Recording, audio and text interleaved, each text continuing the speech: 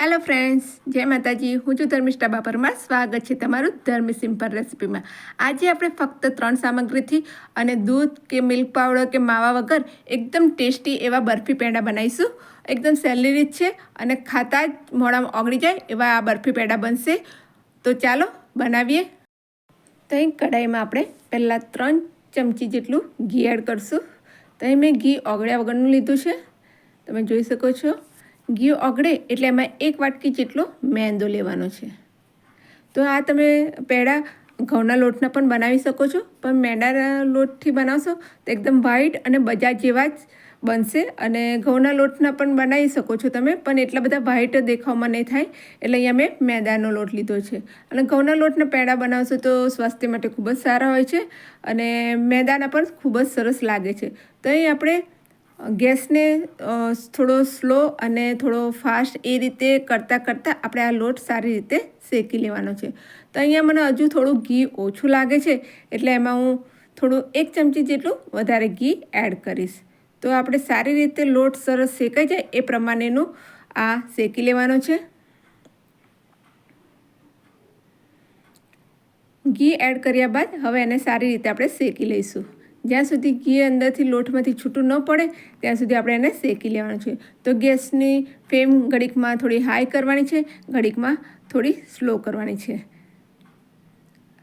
જેમ જેમ લોટ શેકાશે એમ સરસ સુગંધ આવતી જશે. અત્યારે મને ખૂબ જ સરસ સુગંધ આવી રહી છે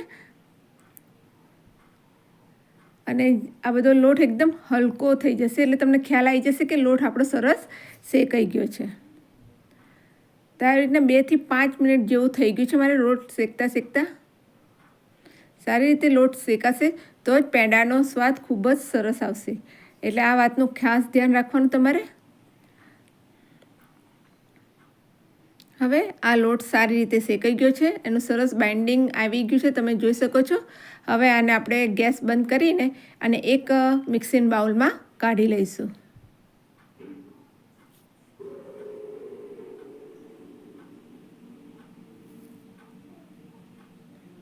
તો અહીંયા મિક્સિંગ બાઉલ મેં લઈ લીધું છે, એમાં આપણે આ બધું મિશ્રણ કાઢી લઈશું. હવે આ પેંડા બનાવીએ તો ગરમ મિશ્રણમાં નથી બનાવવાનું. આને પહેલાં આપણે થોડું ઠંડુ થવા દઈશું. તો આવી રીતે થોડી વાર આપણે હલાવીને મિશ્રણને થોડું ઠંડુ કરશું. જો ગરમમાં જો આપણે ખાંડ કે ગોળ એડ કરી દઈશું તો પેંડા બરાબર નહીં બને, એકદમ પેંડાની જગ્યાએ બરફી બની જશે. તો આને આપણે થોડું ઠંડુ થવા દઈશું. ત્યાં સુધી આપણે એક વાટકી જેટલી મેં ખાંડ લીધી છે. તમે ખાંડની જગ્યાએ સાકરનો પણ ઉપયોગ કરી શકો છો. તો 1 વાટકી ખાંડ મેં એક મિક્સર બાઉલમાં એડ કરીશ અને 2 થી 3 ઇલાયચીના એના દાણા કાઢીને એ પણ મેં અંદર એડ કરીશ, જેનાથી ખૂબ જ સરસ સુગંધ આવશે. હવે આને આપણે મિક્સરમાં પીસી લઈશું. તો એકદમ ઝીણો પાવડર આપણે બનાવી દેવાનો છે આ રીતનો. હવે આપણે જોઈ લઈશું કે પેલું મિશ્રણ ઠંડુ થઈ ગયું છે કે નહીં. હા, તો આપણું મિશ્રણ સરસ ઠંડુ થઈ ગયું છે.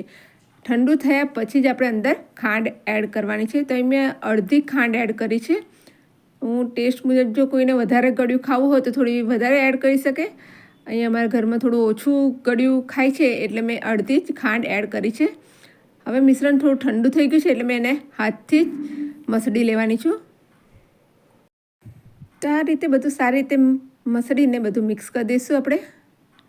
અને આમ પેંડા જેવું ટેક્સચર થાય એ રીતનું આપણે આ બધું મિલાવી દઈશું. તો તમે જોઈશું સરસ આમ પેંડા જેવું વળી જાય છે.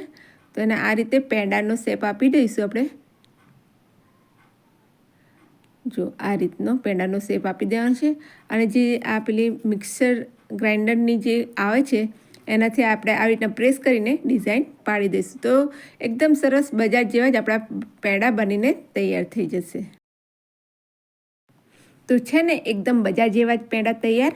આનો સ્વાદ એકદમ સૂતરફેની જેવો આવે છે. ભલા સૂતરફેની નથી પણ એનો સ્વાદ સૂતરફેની જેવો જ આવે છે અને ખૂબ જ સરસ લાગે છે. ઘરમાં અમારે બધાને બહુ જ ભાવે છે. તો જ્યારે પણ કોઈ તહેવાર હોય કે પ્રસંગ હોય ત્યારે તમે આ રીતે પેંડા બનાવી શકો છો. ના કોઈ દૂધ જોઈએ, ના મિલ્ક પાવડર કે માવા વગર એકદમ ટેસ્ટી એવા બરફી પેંડા તૈયાર છે.